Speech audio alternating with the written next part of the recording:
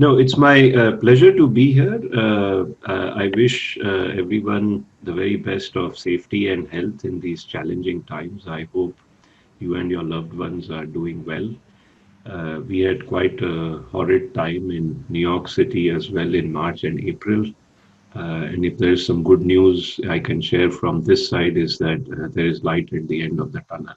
And so just hang in there and hopefully things will subside soon in India as well. So I thought I will do a short recitation, maybe about half of the preface chapter, maybe even less than that, uh, to give you a sense of what I thought was the main lesson that I learned during my term as a deputy governor at the Reserve Bank of India. If you read the early parts of the book, I explain that these speeches were my sort of my lifeblood. They were my tool for change. In a policy role, you are always trying to bring your research and insights to the table with facts and organizing complex problems around some simple coherent frameworks. But ultimately, you are doing advocacy for reforms in one way or the other. And the speeches were a vehicle to do that. And when I finished my term and I reflected on the time out there, I thought that a common underlying message was that we were trying to put in the pillars of financial stability for India for the next 10, 20, 30 years. There are many shades to financial stability, and you will see that organized in different chapters and themes of the book. But I wanted to understand and offer what was a common thread that was stitching through these various themes. And that is what the preface chapter is about. And to me, that is this idea of fiscal dominance, which I, with the right dose of poetic exaggeration, I call as a theory of everything in India. So let me start by raising some questions that kept me up at nights during my term. Uh, And these questions were as follows. Why are the efforts at restoring financial stability always met with fierce resistance from almost every single part of the economy? Even though financial stability is being seen now as a necessary condition for long term growth all over the world. Why is pursuing financial stability seen as contradictory to pursuing growth? Even though financial stability and its reforms have been seen, especially just in the last decade since the global financial crisis, to be required for sustainable growth in future. Is there a common undercurrent of resistance which makes it hard to achieve consensus on long-term structural reforms to the financial sector?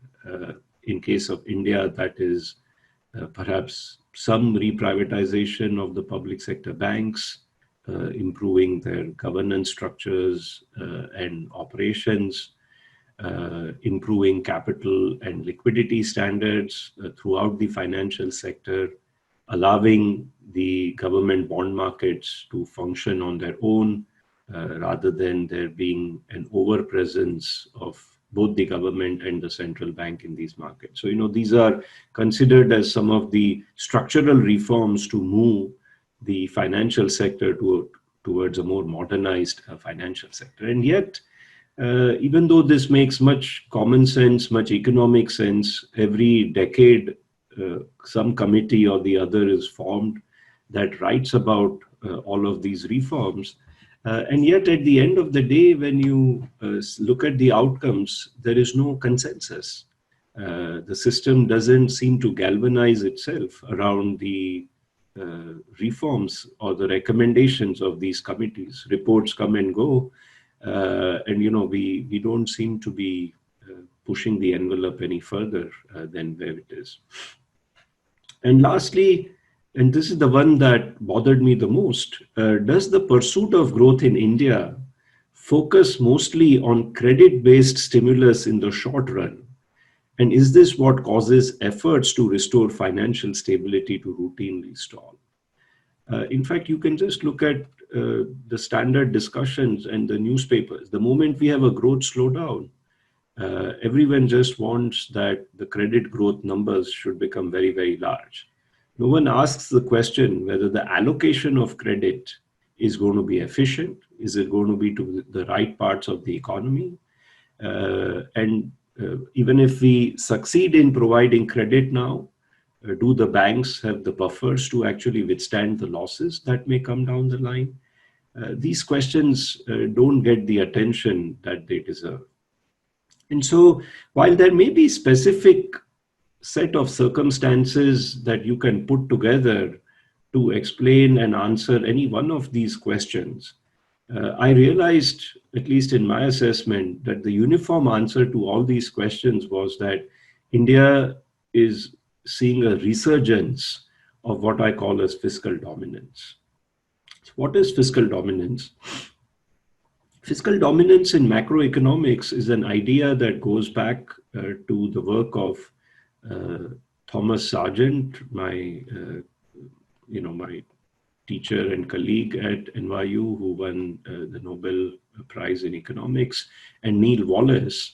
And they described fiscal dominance as a state of the country in which large government debt and deficit, government deficit meaning what the government spends over and above its revenues.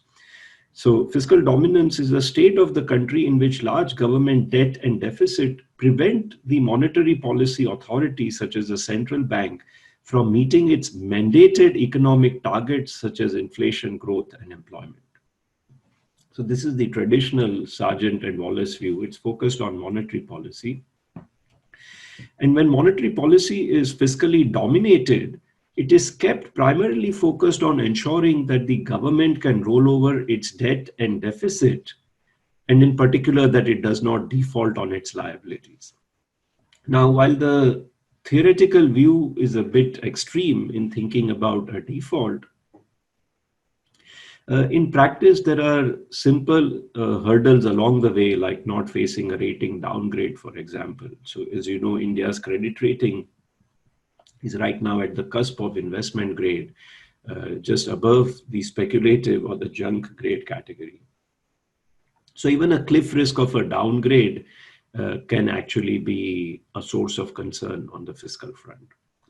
So what happens when the monetary authority is fiscally dominated is that it becomes willing to accept excessively low levels of interest rate and high levels of debt monetization by participating in primary and secondary market for government debt. Put simply, the central bank prints a lot of money and hands it out cheap to the government for its various programs, even if inflation is or risks being pushed beyond reasonable thresholds. And the central bank does so as it is not focused on inflation, but it is instead focused on aiding the government's borrowing programs. Now, I want to stress that most of what I'm going to talk about is pre-COVID experience. In fact, the chapter and the book was completed prior to the COVID outbreak in the world.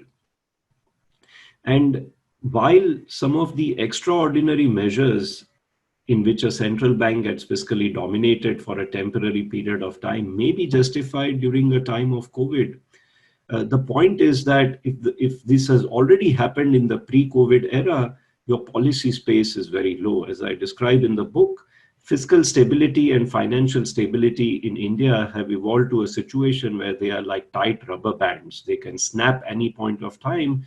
And so when a situation like COVID happens, you have no further capacity to absorb stress in these rubber bands. You have to actually structurally fortify them before you can actually push along a little bit further on them. Okay, so just keep that at the back of your mind as you hear the remarks. Now, a state of fiscal dominance of the monetary policy authority is generally considered as undesirable for the country. This is something I explained at length in my A.D. Shroff Memorial Lecture, which is contained in the book, which was positioning the central bank as an important independent regulatory institution. In fact, I put it in the lecture on the same pedestal as one would put an election commission or a judiciary, saying that the operational autonomy and independence of such an institution are necessary for sustainable growth in a country, because it performs a very valuable checks and balances role to keep a tight rein on the government borrowing programs. And why is it? Why is fiscal dominance undesirable? Because very often the governments are playing, in terms of a cricket analogy, what I call as a T20. They are focused on populist measures. They are focused on showing that short-run growth numbers are high, especially at certain points of the electoral cycles. In India, elections are happening whenever one looks around. And instead, the central bank has been mandated with long-term stability objectives for the economy. So it's supposed to be playing a test match. And if you play a test match like you are playing a T20, most of the times you'll lose. And it is as simple as that as to why I think fiscal dominance of the central bank is not a good idea.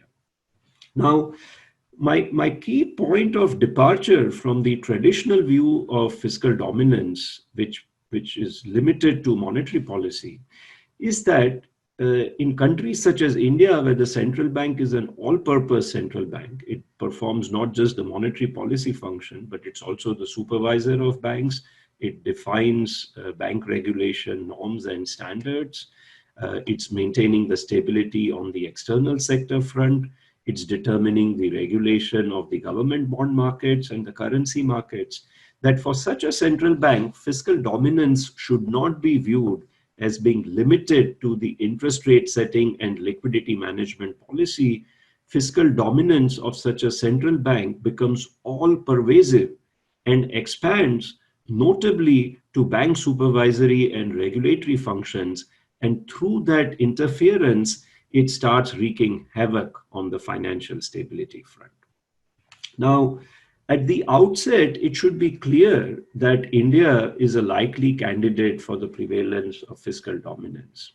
Nevertheless, let me just mention three crucial points on this so that we are all on the same page. One, India has a very high fiscal deficit. It's among the highest right now in the G20 nations. If you consolidate it between the center and the states, it is in fact the highest. And if you calculate what is called as a public sector borrowing requirement, where you add the borrowing numbers of the state-owned enterprises and the center-owned enterprises, then actually this number is very high, upwards of 10% of GDP by some estimates. Now, the other important point is that India's deficits and expenditures on the government balance sheet are focused on revenue expenditures. They are focused on subsidies. They are not focused on infrastructure, health, or education. So invariably, what one has seen is that these short-term revenue spending, while desirable in a poor country such as India, its composition of the fiscal expenditure being primarily on the revenue front is not ideal, because revenue expenditures don't generate long-run fiscal multipliers. They don't add to the growth of the economy year after year on their own from one year's expenditure. Of course, if you keep spending year after year, they keep adding to the growth number each year, but you don't get a long-run fiscal multiplier. And this is a problem. Second, the government borrowings are now so large in India that the dis-saving by the government exceeds the total savings by the rest of the economy. So if you think about the government sector, the corporate sector, and the household sector as three important parts of the Indian national balance sheet, the household sector is the only net saver in the economy. Now, the household savings in the last few years have been coming down. The government dis-saving or the borrowing has been going up. And the net result is that the government is now reliant on the margin on the rest of the world for its financing.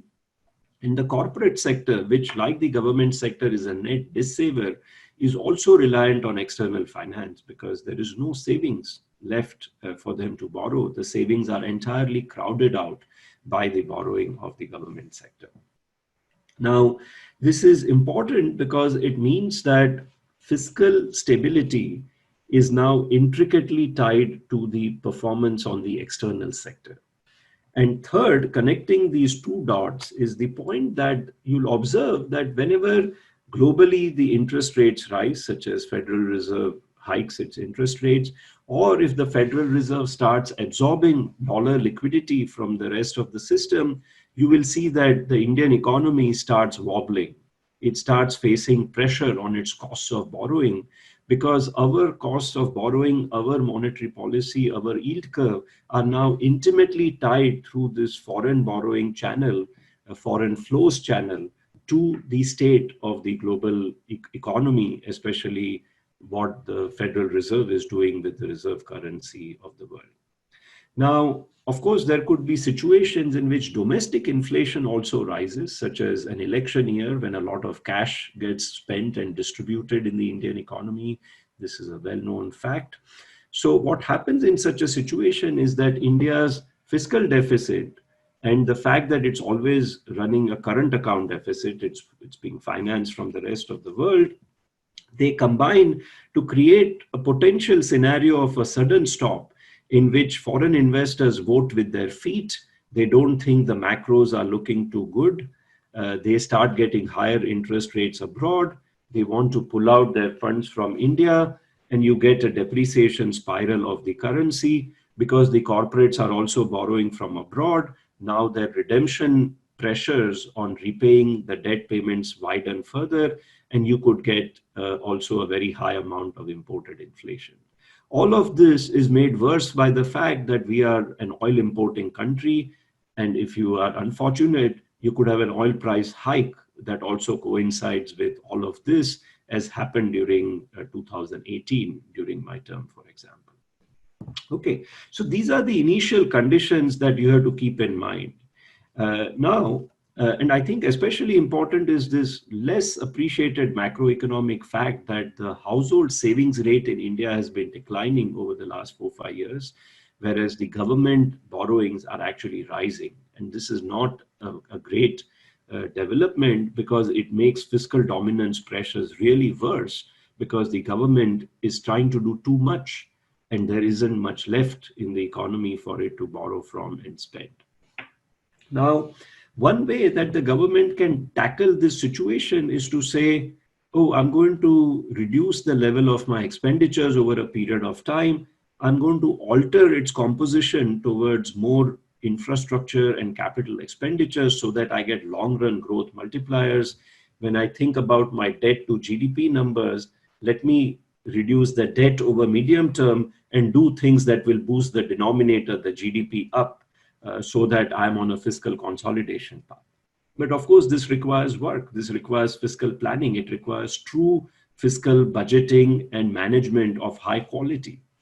Instead, what is expedient under the fiscal dominance view is that the governments will just turn to the central bank and say, why don't you do the heavy lifting? I don't have space. I'm already tight. And so you should be the one who goes down the path of supporting growth. Of course, they may do beyond that, as I explained, because the central bank is the regulator of markets, it's the regulator of banks. The government may want to even repress the economy by saying, why don't you design rules that make the government's borrowing cheaper than the borrowing of the private sector of the economy, notably the households, the corporations, the small and medium-sized enterprises, and so on. Now, the reason why fiscal dominance of this type makes the situation particularly difficult in India is because we have remnants of 70s and 80s or the pre-1990 era of centralized economic structure and control in the country. On the one hand, we have the overarching presence of public sector banks, large insurance companies, large government-owned enterprises in non-bank finance, such as financing of the power sector.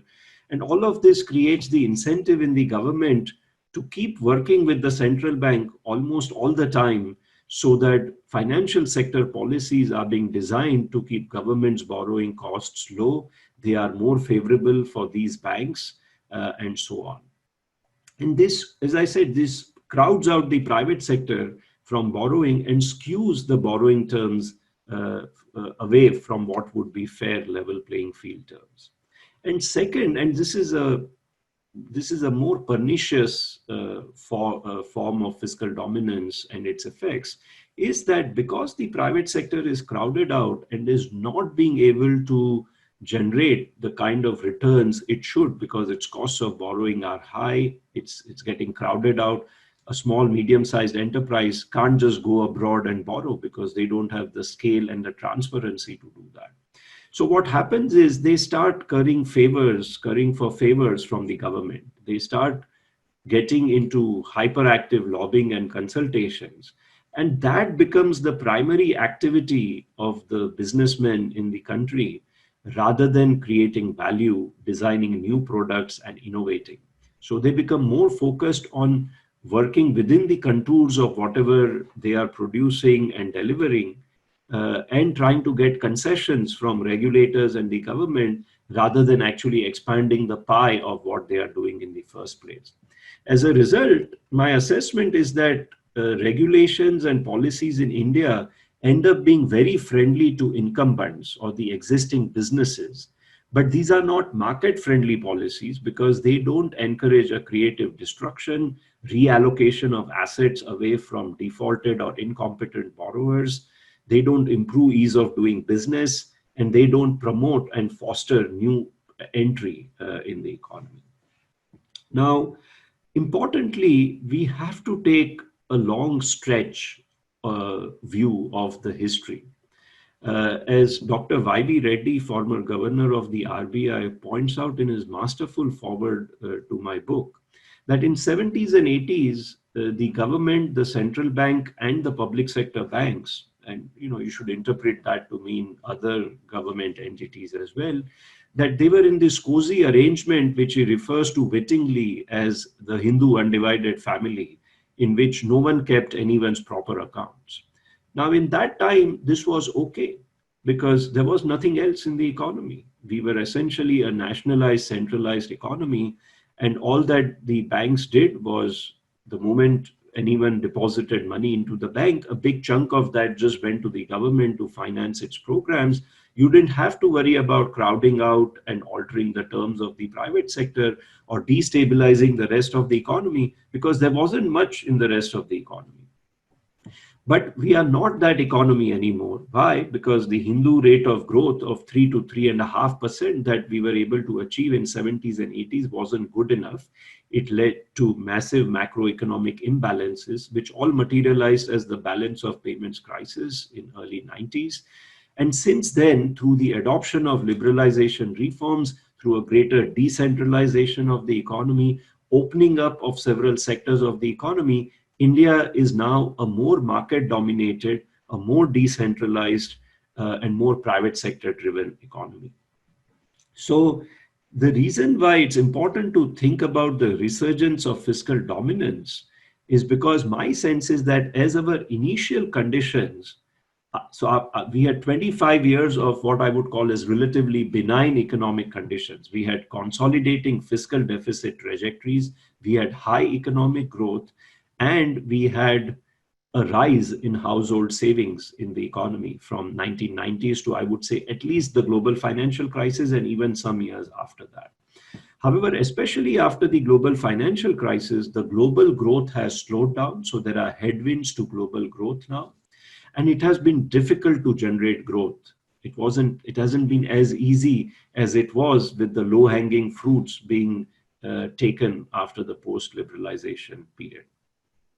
Now, because in the post-GFC phase, because fiscal deficits are rising, growth has been difficult to generate, and household savings rates, importantly, are coming down, fiscal dominance has become resurgent, and I fear certainly that there may be a regression. This is a big risk in my view to the Indian economy, that there's a regression to the centralized control and structure of the Indian economy, wherein once again the financial sector policies look like they are essentially just being done for the economy, for the government. Sorry, not for the economy. They are being designed for the government primarily. You get a Hindu undivided family kind of arrangement. And as I'll explain, this can have very serious consequences for financial stability. So let me lay out two important ways in which fiscal dominance was observed by me as affecting financial stability. And I'll focus on bank recapitalization and regulation as one aspect, and second being the disclosure of default losses by the borrowers in the Indian economy.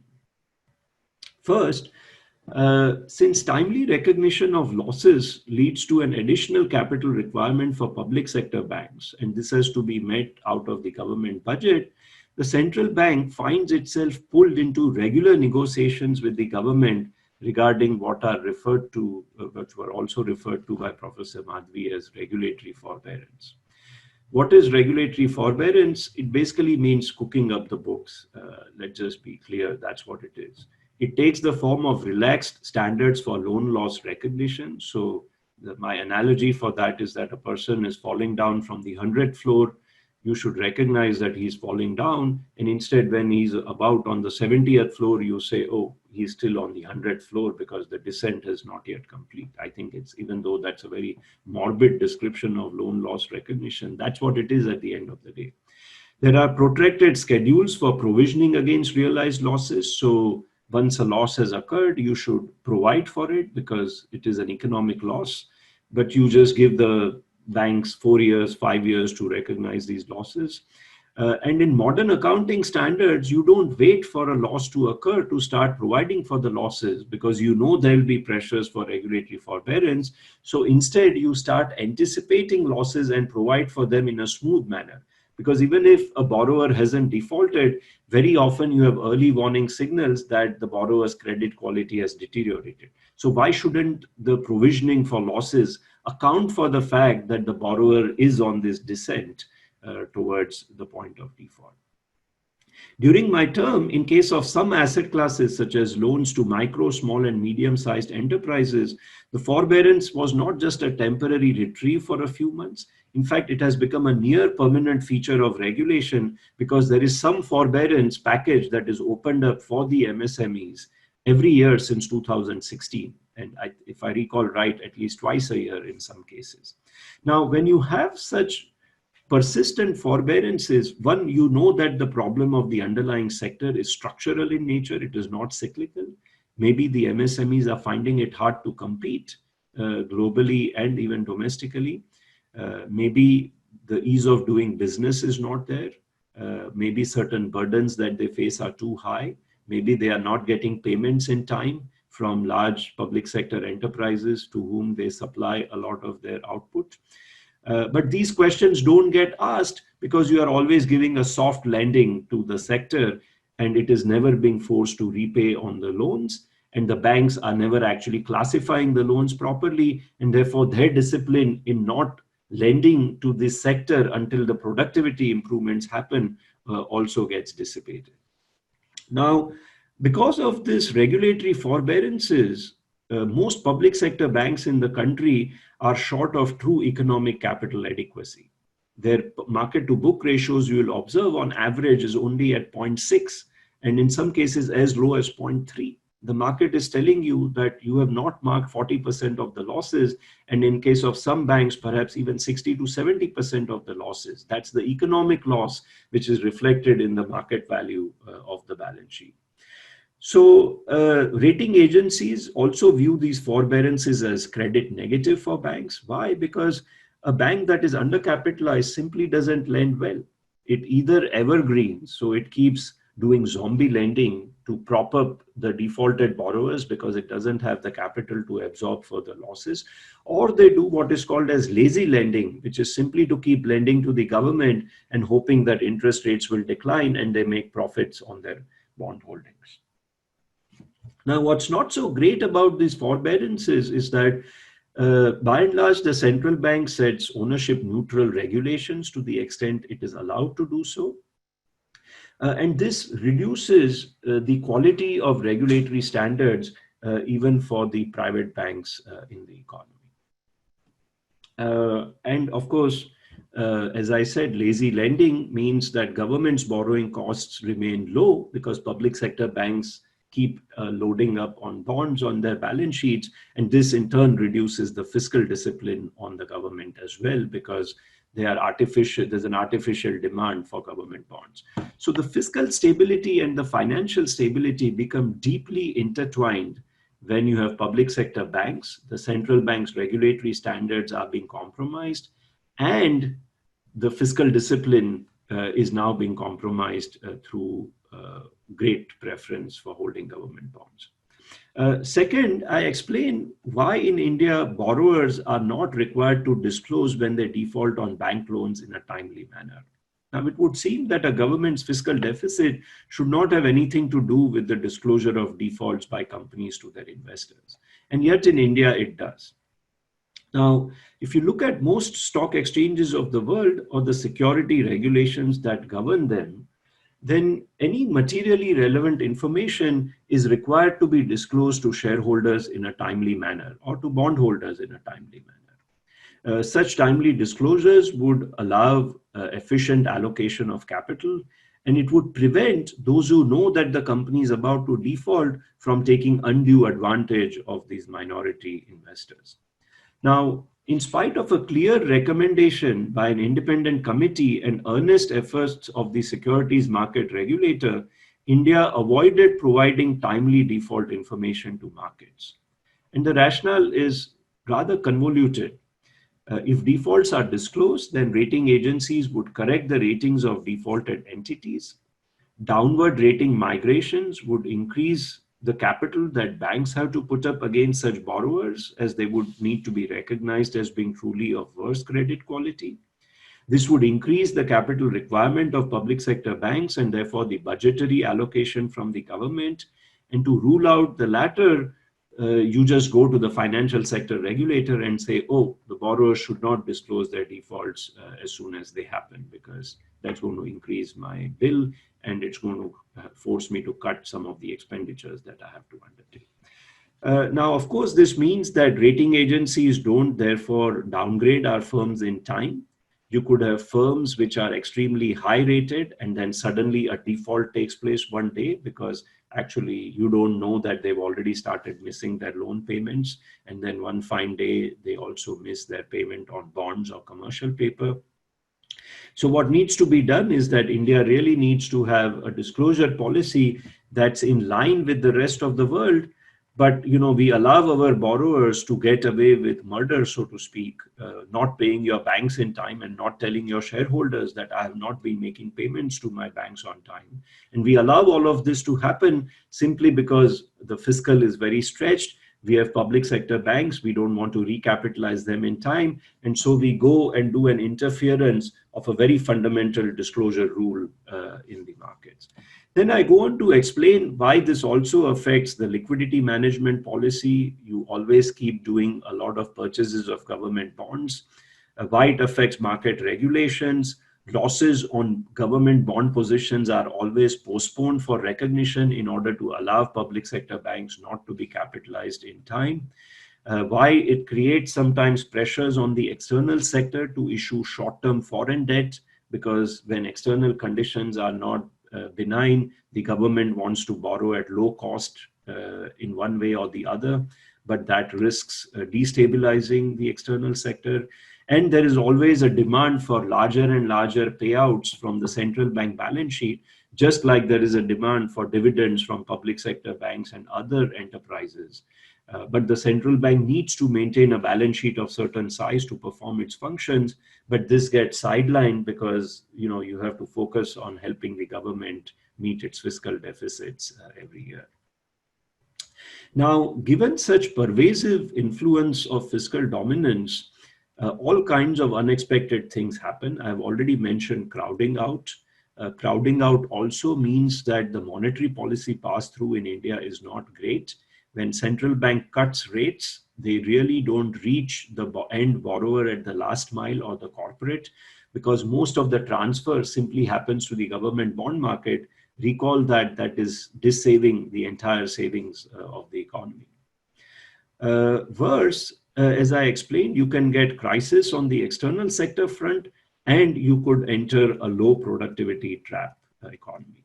And in fact, this is my main concern. My main concern is that India is regressing to being a more centralized economy of the 70s and 80s, where private sector doesn't have much space to borrow, it doesn't have much space to grow, and the entire economy through fiscal dominance is at very gradually shifting towards primarily working for financing government's programs, financing the public sector banks and enterprises.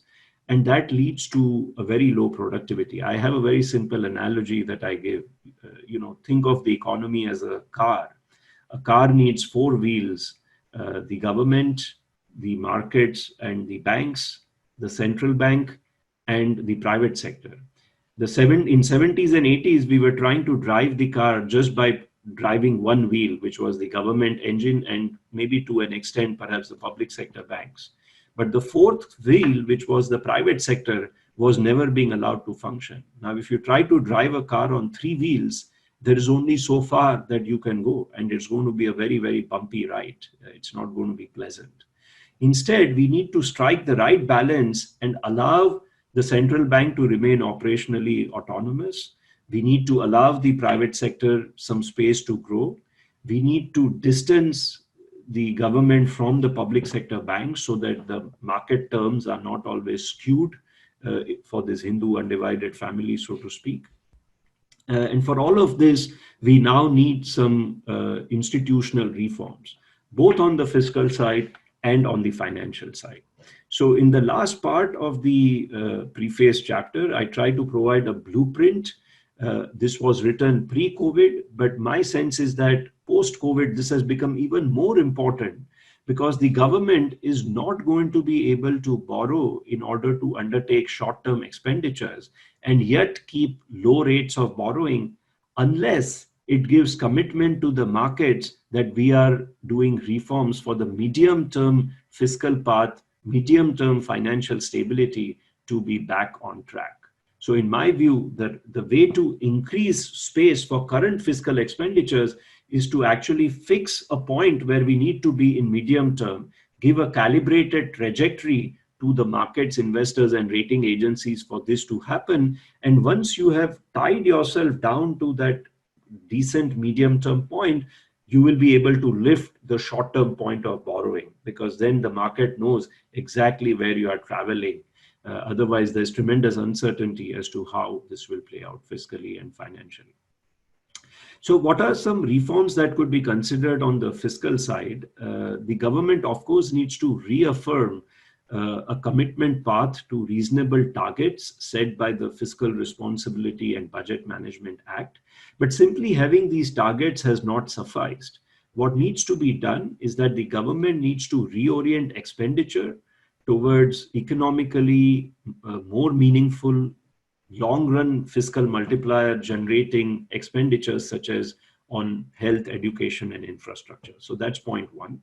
Second, simply having targets has not been enough, because the government has found it easy to use accounting tricks to slip on the targets. And so we need an independent bipartisan fiscal council which will report to the houses of the parliament and not to the finance ministry. And this council should hold a mirror, an objective mirror to the progress of the government, doing proper accounting of what is the true government borrowing, not what is on balance sheet versus off balance sheet, etc. It should do a truly objective assessment of the budgets as well as the progress of the government. Third, we need to calculate an accurate estimate of public sector borrowing requirement. We need to calculate the center borrowing, the state's borrowing, and the borrowing of center and state's public sector enterprises, because this is the total borrowing on the national balance sheet of the government. And why? Because otherwise there will always be this temptation to do tricks, or what I called as accounting jugaad, to move expenditures in a way that it is not being in the official statistics of the government. As Dr. Reddy explains in the book's forward, in India now there is a notion of a real deficit and an official deficit. And because the gap is so large as 4% of debt to GDP, you have to keep track of both, because simply looking at official debt to GDP or fiscal deficit is no longer good enough. And last, the government needs to reduce its reliance on borrowing programs because it needs to undertake massive disinvestments. This will also improve the operations of the public sector enterprises, and it needs to do this also in the financial sector as soon as possible. The equity markets are presently relatively benign thanks to the gush of dollar liquidity. And because real yields in India are negative, even the savers are seeking riskier securities. And so this could be a good time to actually capitalize on that and divest government stakes below majority, perhaps even reprivatize some of the public sector banks. Turning to financial stability, first and foremost, the central bank needs to constantly reiterate to everyone in the economy, especially the government, that its objectives are of playing a test match, that it is actually focused on long-term objectives. As a banking regulator, it's in charge of preserving the value of bank deposits. As a monetary authority, it's in charge of preserving price stability. And as the external sector regulator, it is in charge of ensuring that the Indian rupee is not excessively volatile and there isn't too much imported inflation through a depreciation spiral of the rupee. These have to be interpreted as truly long-term because you build the pillars of stability on these fronts only by sometimes making some short-term sacrifices. Banks can't lend as much as you want them to if they don't have capital, because you have to protect the depositor interests. You can't have growth being pushed to be too high if you don't have decent supply side in the economy, because then inflation will become a runaway phenomenon. You can't have external sector funding your economy as much as you want, because then you will start relying on short-term debt and then you could have a rupee's depreciation spiral. So meeting the long-term objectives requires to an extent giving up on the short-term gains to growth. And that's the delicate trade-off that needs to be factored in at all points. Second, the central bank doesn't have operational powers over public sector banks legislatively the way it does over private sector banks. So in particular, the central bank can't fire rogue management or require that capital be raised at certain points of time, because the Nationalization Act overrides the R.B.I. and the Bank Regulation Acts. This needs to be changed, and regulation of banks needs to be made ownership neutral so that the central bank has the same executive powers to regulate public sector banks the way it has over the private banks. Third, the central bank on its own should adopt more rule-based decision-making over discretion. Now, discretion is always required. Think of a shock like COVID. It is so unprecedented and unanticipated that you have to allow some leeway in the rules. But even when discretion is being exercised, it should be done with well-written reports explaining what are the pros and cons of the exception. And there should be sunset clauses. The discretion should not become a near permanent feature, because then the discretion starts getting this seepage from the fiscal dominance. It is discretion that makes it easy to actually get the central bank to compromise away from its rule-based decision making. So Basel capital and liquidity rules, prompt corrective action framework to address undercapitalized banks, timely disclosure of defaults, smooth and anticipated provisioning, and maintaining good asset quality review on bank balance sheets. All of these are important to move towards rule-based decision-making. In fact, we have such rule-based decision-making in our inflation targeting framework, where the central bank is given a mandate, it's given a policy tool, and there is democratic accountability, because every committee member has to disclose through minutes at the end of each 2-month cycle as to why they voted on the rate setting the way they did. That's the kind of institution we need to develop in other aspects such as supervision and regulation, so that any concessions that are being made have to be explained to the citizens at large and scrutinized as to whether these concessions were of the right type or not, or were these just some backdoor compromises that were struck with the finance ministry and the government. And finally, I always say that the central bank must lean against the wind, speak truth to power, and sometimes say no. I give the example in the book of the late governor of Federal Reserve, Paul Volcker. He had just arrested double-digit inflation in the United States in early 80s, and President Ronald Reagan was elected to power with a very expansionary manifesto. He wanted to give massive tax cuts in order to give a fiscal stimulus package for the economy, and he wanted the central bank to reduce rates to do so. And Paul Volcker simply refused. He said, I have just brought double-digit inflation down. I can't allow you to run this fiscal manifesto, not on the back of my cutting interest rates. In the end, he prevailed. He was very obdurate. He played the game of chicken and didn't give in. And the government was forced to cut back on its fiscal expenditures. And the government yield curve came down as a result, and inflation credibility of the central bank was retained. That's the kind of commitment and credibility that the central bank has to build, and its returns are then delivered over 2 to 3 decades thereafter. So let me conclude. In my view, fiscal stability and financial stability in India have become very intertwined. The historical strategy of the government trying to do stimulus by asking the banking sector to lever up yet another asset class to grow, even before you have cleaned up the legacy loans, this strategy has repeatedly failed the economy. It has derailed the economy's long-term growth plans because the government is never doing what is really required on the fiscal, financial, and the real economy fronts, because it's always doing this temporary levering up strategy. So India's credit cycle, rather than being a growth enhancing mechanism, it has become a boom and bust cycle mechanism, in my view. There is no asset class now left to lever up, and therefore there is no option but to undertake structural reforms. Unfortunately, pandemic stress in the form of COVID-19 outbreak has struck.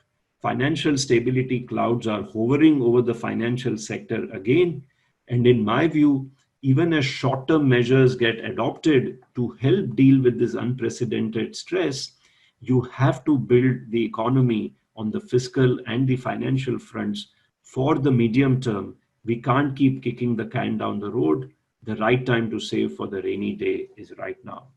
Let me just provide an analogy from cricket. I've already given the T20 and the test match one, but I always thought during my term that you had to play the game of financial stability like how Rahul Dravid approaches his game. You have to take the stance the way he does. So you have to firstly know where your off stump is. And because you have to leave certain balls outside the off stump in a test match. You just can't chase the bad balls. You have to actually let it go. That's the sacrifice that I was talking about. Because it could be a ball that you think you will be able to hit with 90% chance for a 4, but there's still a chance that if you miss that, you will actually get out. And you can't take that chance while playing a test match. You have to wait for the ranked bad ball to hit your cover drive or a pull, rather than start swinging for fences on the first bad ball that you see. And this becomes especially important when you are playing in tricky conditions, such as the swing conditions in England or New Zealand, or if you are playing on a very bad turning wicket like in the Indian subcontinent. Because it's always a game of endurance in a test match. The central bank has to be the player around whom the entire economy revolves, because you know that Rahul Dravid will be in the game in the middle of the innings, holding fort at one end, and everyone else can actually do their batting around him as the persistent sheet anchor of the economy. I think the central bank's function is the same. And as I say in the A.D. Shroff Memorial Lecture, it should be put on the same pedestal as an election commission, judiciary, or enforcement of contracts. We would not compromise these outcomes for short-term government pressures. We should not compromise the central bank's policies for the financial sector either. Thank you so much.